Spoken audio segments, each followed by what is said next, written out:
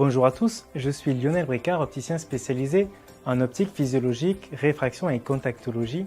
Je suis également enseignant universitaire pour les orthoptistes et les infirmières.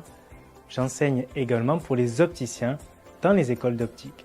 Je suis directeur, fondateur et formateur de l'organisme de formation EDOFTA, faisant partie d'une société de formation agréée par l'Agence nationale du DPC, mais également certifiée qualité. Nous avons créé cette formation en collaboration avec le chirurgien ophtalmologiste, le Dr Nicolas Chaubeau, moi-même opticien spécialisé et une orthoptiste, afin de permettre à votre assistant de consultation en ophtalmologie d'intégrer rapidement une pratique pluridisciplinaire. Cette formation va être réalisée en deux parties, la partie théorique et la partie pratique. La partie théorique sera réalisée intégralement en e-learning. Votre stagiaire aura un code d'accès et un espace extranet individualisé où il pourra télécharger ses cours et réaliser l'ensemble des QCM. Regardons un petit peu le programme. Le chapitre 1 traitera de la santé générale et de l'anatomie de l'œil. Nous parlerons des différents types de pathologies rencontrées ainsi que les gradations. Nous parlerons bien entendu de l'anatomie de l'œil, des différentes structures et des différentes chambres. Nous parlerons également du processus de l'accommodation, du trajet, de l'information visuelle, de la rétine jusqu'au cerveau, ainsi que des différents muscles oculomoteurs. Le chapitre 2 parlera des amétropies et des acuités visuelles. Nous traiterons l'hypermétropie, la myopie, ainsi que l'astigmatisme, et beaucoup plus précisément au niveau de l'astigmatisme cornéen et de l'astigmatisme interne, pour que votre assistant puisse faire le lien avec la chirurgie réfractive et l'implantologie de la cataracte. Le chapitre 3 parlera de l'évolution du système visuel. Nous parlerons de la vision de l'enfant, où nous en profiterons pour parler du strabisme, de l'amblyopie et de l'évolution des amétropies statistiques en fonction de l'âge. Nous parlerons bien entendu de la vision de l'adolescent, avec la vision sur les écrans et la pseudomyopie. Nous enchaînerons avec la presbytie, les différents grands principes de correction avec les doubles lunettes, vision de loin, vision de près, les verres progressifs, les verres double foyer ou les verres dégressifs, pour finir ce chapitre sur les balbutiements de la cataracte. Le chapitre 4 parlera des différents systèmes de compensation et de contactologie. Quel est le grand principe d'un verre correcteur sphérique ou torique en passant bien entendu par l'équivalence sphérique. Nous parlerons de contactologie avec les tests qualitatifs et quantitatifs du film de larmes, où nous étudierons précisément les différentes étapes d'adaptation des lentilles souples. Ensuite, nous verrons les balbutiements des adaptations en lentilles rigides et beaucoup plus précisément les produits d'entretien.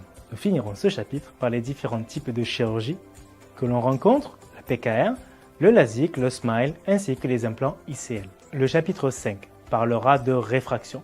Comment réaliser une anamnèse adaptée à la consultation en cabinet, comment interpréter un ticket d'autoréfractomètre, comment réaliser une méthode du brouillard, une vérification d'astigmatisme en axe et en puissance, ainsi qu'une vérification d'addition pour un sujet presbyte. Le chapitre 6 parlera de tests de vision binoculaire.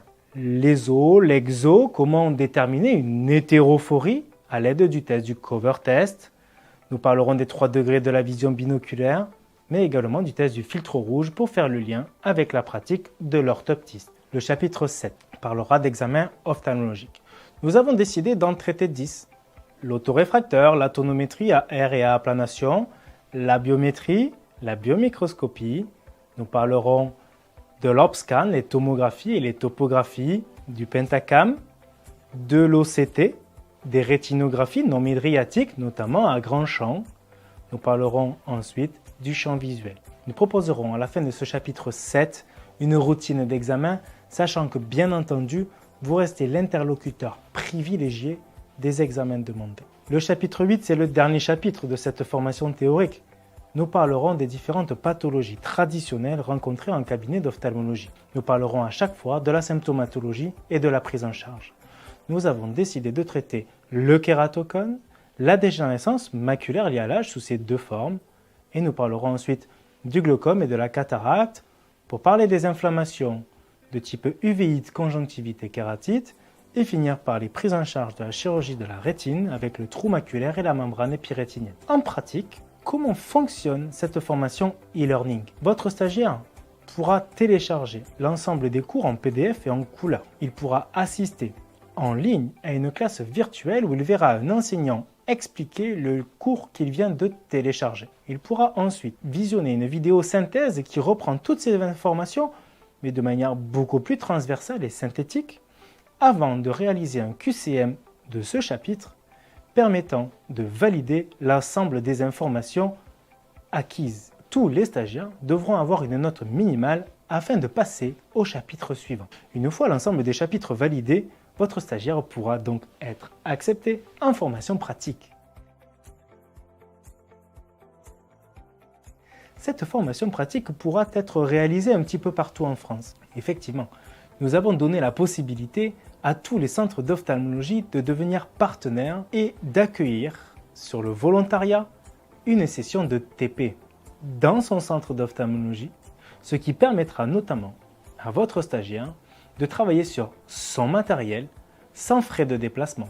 Les inscriptions se font directement sur le site de Ophthalink, où votre chef de centre renseignera toutes les informations permettant de traiter votre inscription, permettant de connaître votre centre d'ophtalmologie, votre stagiaire, ainsi que votre souhait de devenir partenaire pour les TP.